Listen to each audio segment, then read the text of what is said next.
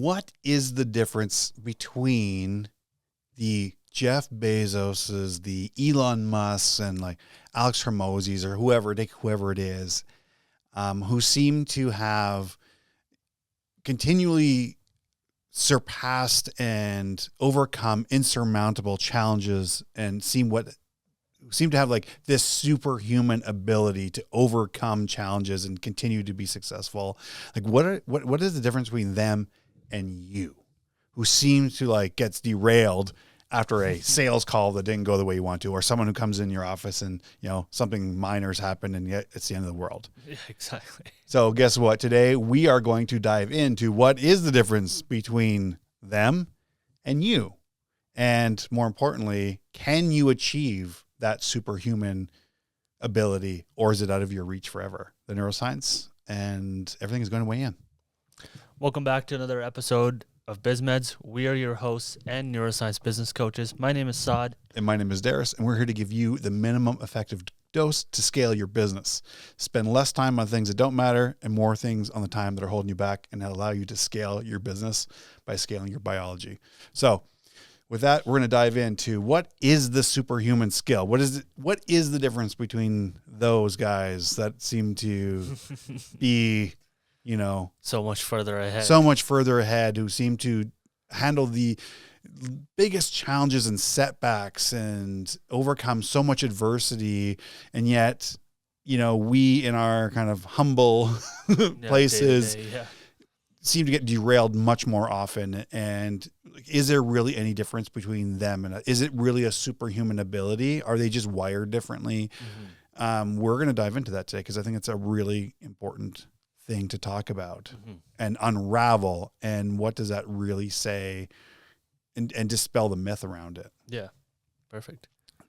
Because if you don't, if you continue to believe in this kind of thing or have that framework, that will always be true. Yeah. Yeah.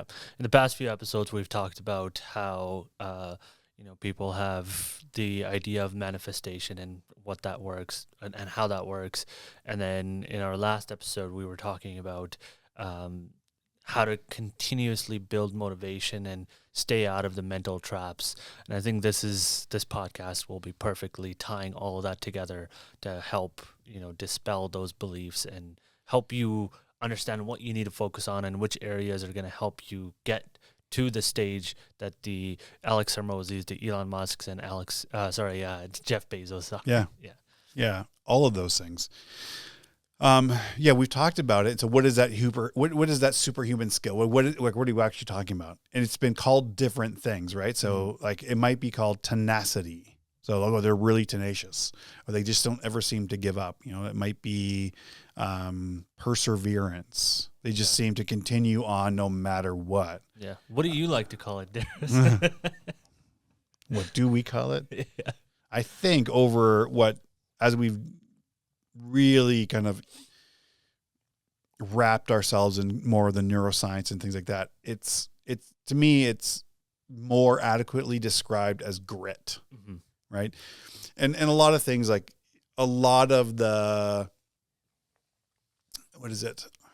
there's a lot of people that will gravitate. A lot of the definition really comes down to, they rely on Angela Duckworth's kind of study around it, and they call it grit. It's the intersection of passion and purpose. But really, like there's two sides to this thing, right? Mm-hmm. So we'll say grit, but there's kind of like this cognitive thing that's happening. Like there's this behavior thing that's happening where we talk about passion and purpose, but there's also things that go on inside the brain, right? And talking about a little bit of both of those. And is this just an innately wired thing for someone? Like, does someone like Alex Hormozi just have this limitless amount of grit or perseverance that no one else does, that he can seem to overcome setback after setback, or just seems like he just continues on, right? He can sit for 100 days, outwork someone else. And is that he's just wired differently? Mm-hmm. We're going to find out. Perfect. So, we'll start off. What are we actually talking about? We're talking about grit. We're talking about perseverance, tenacity, all those things. It's called a million different names. Yeah. You can talk about it. It might be willpower. Maybe that's a really easy way for you to understand that. What I think as we go through it, like you understand, we're going to kind of outlay what is grit. More importantly, if you don't feel like, can you actually develop grit? Mm-hmm. Can you become grittier, or can you not? Yeah. And then if you can, what is it that you can do? And what does that relate to? And when you're looking at, for your level of what you want to achieve, where are all the gap, pieces? Yeah. What are the pieces that you need to start working on or whatever that is? So have we defined grit well enough? I think so. Okay. Yeah. So we know what grit is, right? Yeah. It's the passion, it's the purpose, it's the willpower, it's the tenacity, grit is I will say it. It's the skill of not giving up. Yeah. It's persevering when you don't want to continue. It's the continuing on. Yeah. It's when you got beaten down so hard and you still end up going Super Saiyan somehow and pushing through to the hyperbolic time chamber. Save the world. Yeah. Well, I mean, yeah, because when you have, like, I love this part because to me, this is the real side of it. Mm-hmm. This is the silver bullet that people want, but are not able to craft it themselves. This is the thing that you need, but you always avoid. Yes.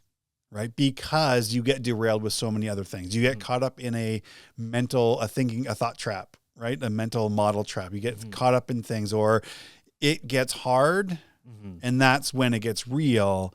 And if you've not persisted through, then you have, again, probably a mental trap thing that it's just not, you're not wired that way. That's not you. And we're here to tell you that is not the case. Yeah. Spoiler alert, grit is a skill. Okay. So you can learn to be grittier. Mm-hmm. All right. So this goes into like the brain part, like the anatomy of the brain. So obviously there's different parts of the brain, like your prefrontal cortex and your AMCC, your anterior mid-cingulate cortex. I keep getting better at saying that, which is awesome. No matter how many times I say it, it's always like one of those tongue twisters. But like different parts of the brains that are actually involved in this. And we touched on it before. The AMCC is one where it's a part of the brain that when you choose to do hard things that you don't want to do, it actually grows. Mm-hmm. And it's important for developing behavior and things like that. So what that means is just because you haven't maybe felt like you've been very gritty or had a lot of perseverance, it doesn't mean you're unable to.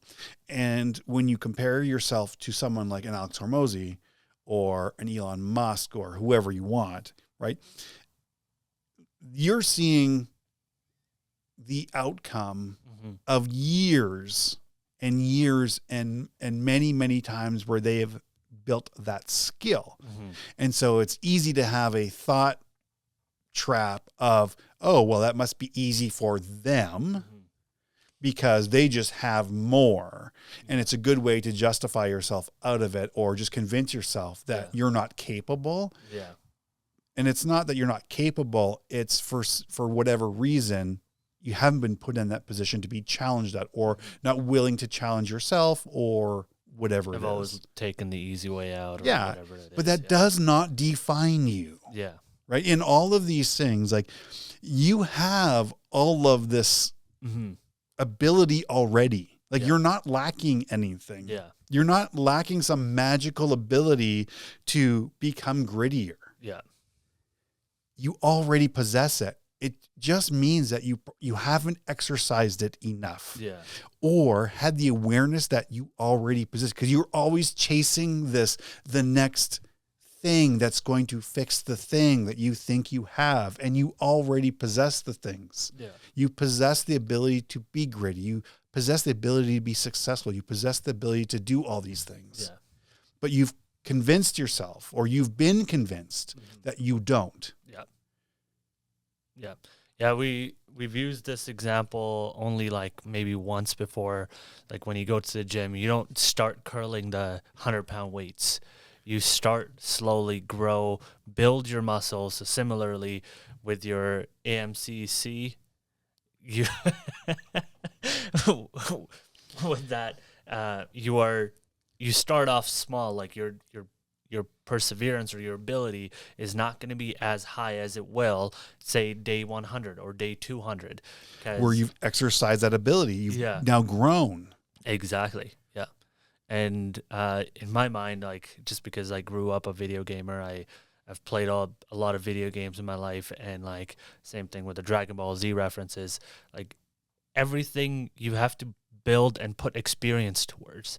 Yes. You're grinding it out. You're leveling yourself up.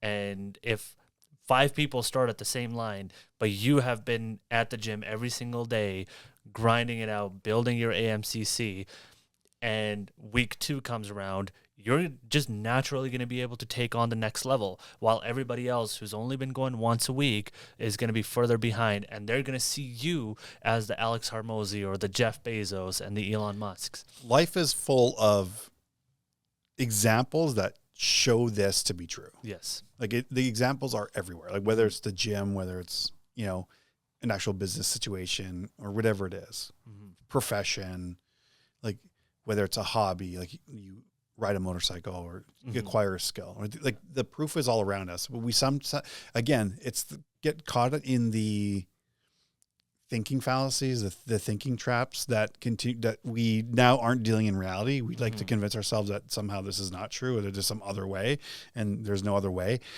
The thing that you're avoiding most is the thing that is going to help you build your grit, right? Like the work is in what you're avoiding most, the thing that you need to do. Yeah.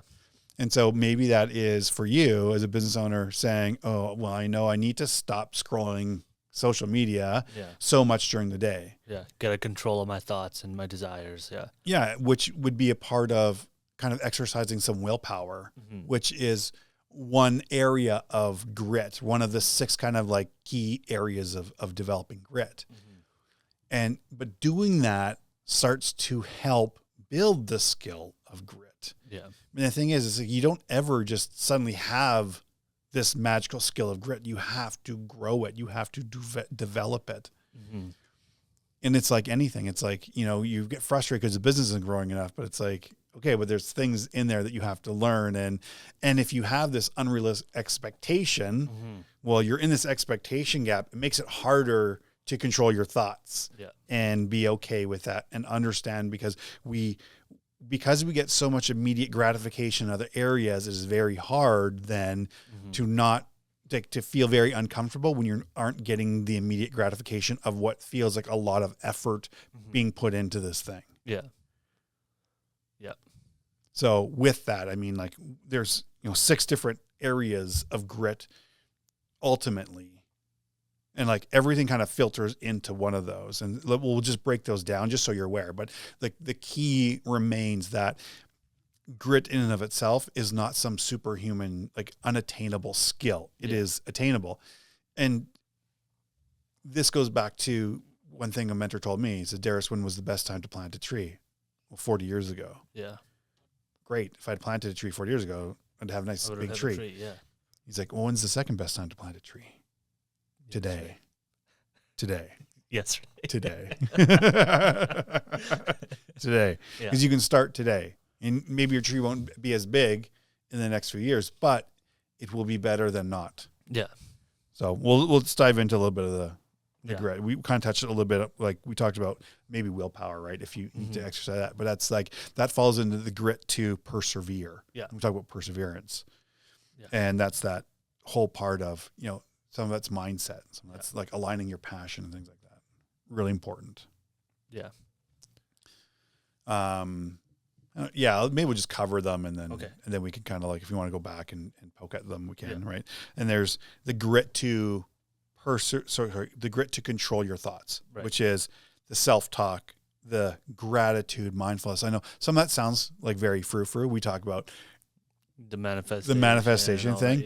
And I'll just say this because I used to think that gratitude and mindfulness was very frou-frou-y. And what it does is, though, like the self-talk, the mindfulness and the gratitude, what you're doing is being able to start now beginning to control your thoughts a bit, understand what's happening, and then being able to start to interject time between an emotion and a reaction. Yeah. Right. And that's a really critical pace, because now you can choose to do something different. Yeah. Instead of this running on emotion and reacting emotionally, which is what a lot of those thinking traps do that we talked about in the last episode. Now you start to develop a practice where you start to put a larger space and time where you can choose to run a different playbook in there. Yeah. Right. Really important. Honestly, like that's just a very like high level, like that's just you giving yourself a pat on the back, like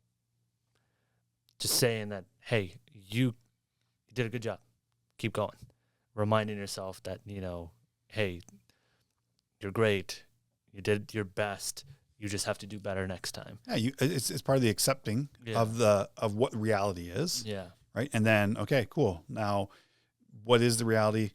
New set of things. The mindfulness again is important, just to also be aware of just how your thought patterns start to go, and then starting to exercise a little more control, understanding that it doesn't have to be this ongoing narrative all the time, but you can start to exhibit a little more control over where you bring your attention to. And by doing that, you start to then separate the distance of action and reaction, right? And how you react to something, very important.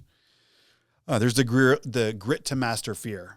And I think I don't really need to go into that one. I think that's we're all self-explanatory. It's not like you might be afraid of making sales calls or, creating content or whatever it is. And some of the grit is being able to master that fear. Mm-hmm. There's the grit to be your best when you're at your worst. So like when you're not feeling great, you're not, when you're tired and you still need to be able to develop the grit of being able to perform when you're not feeling amazing. Yeah. Right. The grit to train your weaknesses. There's another one I talk about that's important. It really resonates in terms of like one mentor once said to me, and at the time I was like, oh, that makes a lot of sense. He's like, just focus on your strengths. Don't worry about it. I'm like, but guess what? Yeah, my weaknesses. But my weaknesses, like they still need some work. But at the time I was like, oh my God, like that's mind blowing. It makes so much sense. Well, yeah, it makes sense, but like it doesn't actually play out. Yeah. You have to be able to grow your weaknesses. It's the idea that what got you here won't get you there. Mm-hmm. Like there are things that are holding you back. And maybe one of the things is maybe one of your weaknesses is being able to handle objections on a sales call, or be able to present your presentation really well, or be able to close, whatever it is. You have to train those weaknesses. Yeah. Right. Or being able to communicate effectively with your team. You have the grit to train your weaknesses. And then the last one is the grit to recover, because the flip side of this is like when you're putting all this energy in, right? The dark side of that is exhaustion and overwhelm and burnout. Yeah. And knowing how to come back and get out of it. Yeah. Exactly. So if you're putting all this energy in, you keep push. But if you don't recover, like it doesn't get better. And you end up burning out, and then you're like, oh, it doesn't work. Yeah. So there is an element of recovery that is also important in that. Yeah. You bundled all of these perfectly when you first started this off, saying that like it's the thing you need to do, but you're not doing. Yeah. Yeah. And I know I've heard I can't attribute it. I don't know who I need to attribute that to. So I'm sorry for anyone that's listening. Like, I know Chris Williams has said it, and it's been carried around, and it was just a really succinct way, just really applicable. Like it was right to the message of like the work that you need to do is the work that you're avoiding. Yeah. And the obstacle is the way, which is Ryan Holiday has a book called The Obstacle is the Way. It's the same idea. It's what you're avoiding is probably what you need to be doing, and you're convincing yourself that you're not, or you don't. You're getting caught up in all the thinking traps, the mental traps. But there is actually no difference between you and an Alex Hormozi. Mm-hmm. There is. You're given the same 24 hours. Yeah. Right. The only difference is Hormozi planted the tree 40 years ago. You just. Yeah. Yeah. And it doesn't matter. It doesn't mean he's inherently better or worse, Yeah. or you're worse, right? It's just different. You're on a different path, Mhm. but you fundamentally, you possess the exact same abilities. You just probably haven't up to this point exercised and trained those abilities Yeah. to get them to that level. Mhm. It doesn't mean you can't. It doesn't mean there's anything that prevents you from doing that, other than the lie you tell yourself that you can't, or you never have, or you don't have this thing Mhm. when you do. So this superhuman skill that seems so elusive is actually very, very attainable. Mhm. And like anything, the risk will be you try to go from 0 to 100. You try to be like, oh, I'm going to just change everything. Mhm. For some, when we talked about the neuroscience of Andy Frisella's 75 Hard versus The Atomic Habits Atomic Habits, yeah. by James Clear, again, it's context specific. So some will be able to do that. Some will have to take a smaller measured approach. One is no better or worse than the other. Yeah. But that is how you're going to start, is you have to start somewhere. Sometimes it's actually looking back and reframing and looking at examples in your life where you have been persistent and resilient and have had the grit to continue when you've been reminding yourself, that you were able to do this before, you're gonna be able to do it again. Yeah. And that's where like the gratitude comes in, and the pat on the back is like, you know what, Darius, doing a great job, you're crushing it. You can crush a lot more. Just continue going through. Yeah. 'Cause who you were yesterday is not the person who you are today, and is not the person who you will be tomorrow if you continue going down the path of challenging yourself. Yeah. And you can use what a really good, we know it from flow, the challenge skill ratio, which is 4 to 6% more. Yeah. Right. It's not that much. Mhm. That puts you, for most people, in a nice sweet spot of just a little bit more. Yeah. Right. What does that mean? It might mean that you just give yourself a really, what might feel in the beginning like, oh, I'm only either limiting the amount of time you feel you can scroll social media, or or it's say, okay, well, I'm going to reduce that number by this amount, or I'm going to cap it at this amount. Yeah. Right. And say, okay. And that feels like hard, or starting somewhere versus the other person who can just go like, oh, I can go 100% and I can I need to cut things out because that's what I need to do. Yeah. Right. So that's, I think, going to be a really good kind of like minimum effective dose for that. Yeah.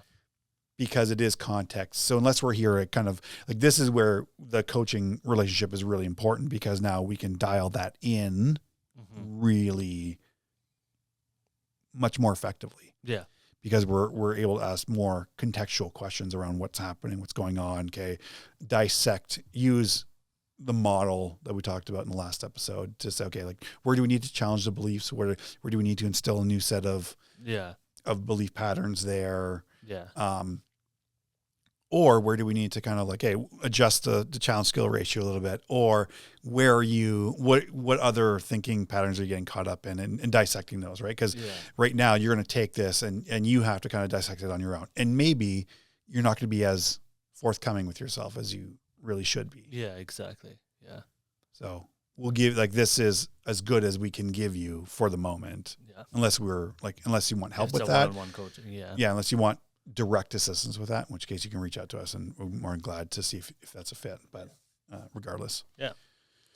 So in all of that, right? So we talked about is there a difference? Like, what is the difference between Alex Hormozi, Jeff Bezos, Elon Musk, and this idea of like they have this superhuman ability to be tenacious and persevere through all these things, and there really is none. Yeah. There is no difference. The only difference is when they started exercising and building that skill and their mindset around it, right? Versus your awareness and believing and your current belief set and mindset around it. Yeah. Those are they're going to be the biggest differences. The actual skill set is the same skill set that you can have. Exactly. Right. And going back to, I think the manifestation episode where we were talking about how, if I had this time, I would be doing this, but you don't make that effort right now. So even if you did have that time, you would never get to that point. Yeah. Like the idea of, in this situation, if I had the superhuman ability like Alex Hormozi, I would be a billionaire today. Yeah. It's like, but you haven't even started doing any of those things. So overnight, are you wishing a genie to just give you all of it? I'm manifesting. Yeah. I'm aligning my frequency. Yeah. You can't see it, but I'm aligning my frequency to the frequency of success. Exactly. Yeah. Anyway, all right, guys, that was your minimum effective dose today. We are your neuroscience business coaches, BizMeds. I'm Darius. My name's Saad. And hopefully you got the minimum effective dose in you, that to know that you have the exact same ability. You can achieve that same level of the skill of grit that all these amazing people can and have. If you just joined us, thank you so much. You've been around since the beginning. My mom, Saad's mom, we love you. Thank you so much. If you learned anything, you were entertained, anything at all, share the love, spread the love, subscribe, hit notifications, all that fun stuff. We don't like saying it, but guess what? That's what grows the channel. And we're trying to help as many business owners as we possibly can in the time that we have here. So don't be a hoe, share the show, just like Andy Frisella says. If you want to learn some free neuroscience ways to reclaim time and energy back in, like we're talking 2 days a week of every week for the rest of your life, right down below, there's a link for the Burnout to Breakthrough Masterclass. It's free. Guess what? You get free coaching. And you can learn it, leverage it, share it, anything you want to do with it. And it's there to directly help you with all these things. So that being said, thank you to everyone for joining in. And remember, you're just one day away from the life you've always dreamed about. We're going to see you in the next episode.